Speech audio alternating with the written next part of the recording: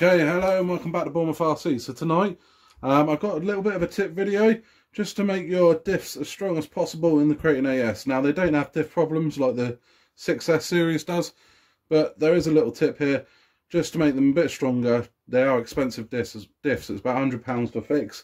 So let's get in now and I'll show you what we're going to do. So what I've done just to start with, I've just popped it off the car. You can do it on the car. It's just I find it a bit easier to show you what we're doing off the car, so I popped it off the car.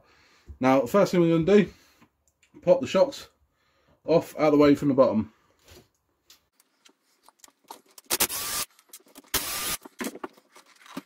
So pop them up out of the way, then your 4 bolts for your diff cover,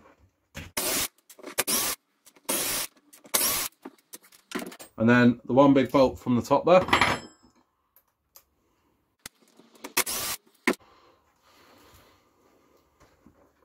Use the drive shaft just to pop the diff up, pops the case off for you, it's quite a tight fit, and then your diff's out.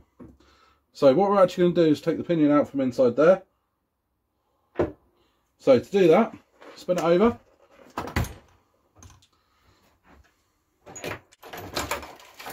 And you need to make sure you've got some circlip pliers. If you haven't got any, just Google them, Amazon them, anything like that, and get a hold of some.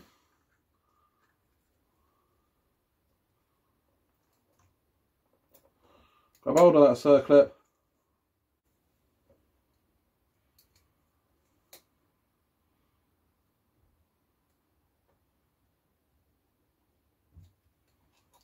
Pop that circlip off. Okay. Now, your pinion will go through the bearings, and it will handily come off with the other bearing intact.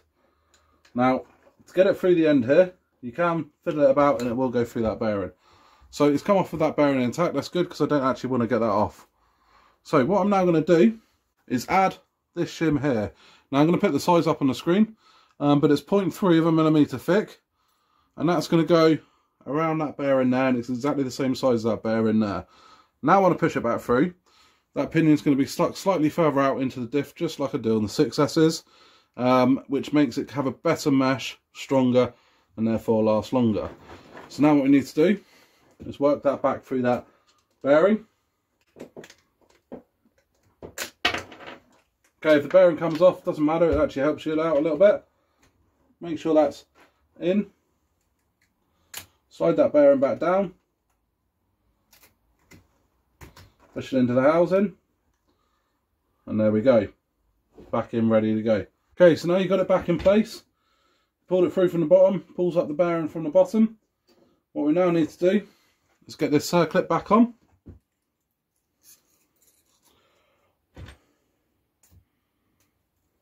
If you haven't quite got it on like that, just push it down.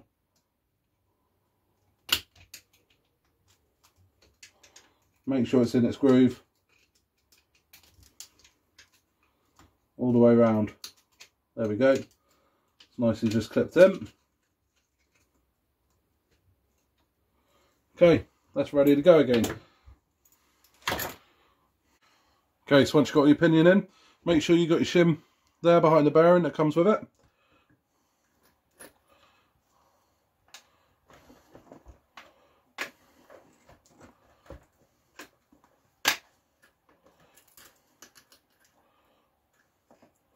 Slide your drive shafts in. Make sure that shim is pushed in.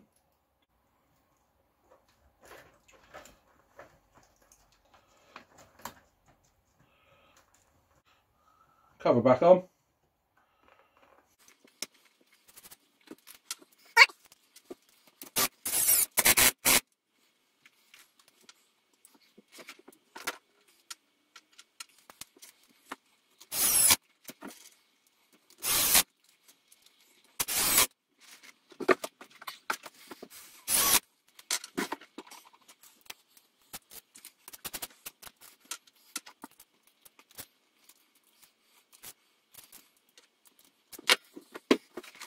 Okay, at this point, just put your shock shafts back in.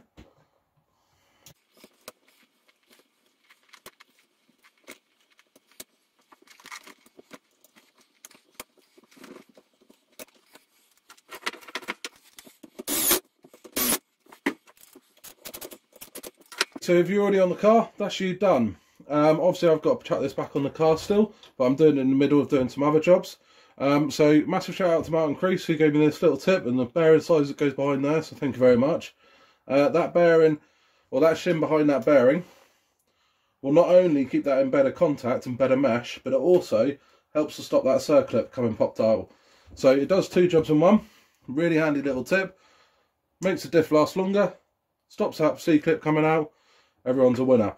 If you like the videos, please subscribe, comment below, and we'll see you in the next video. Thank you very much.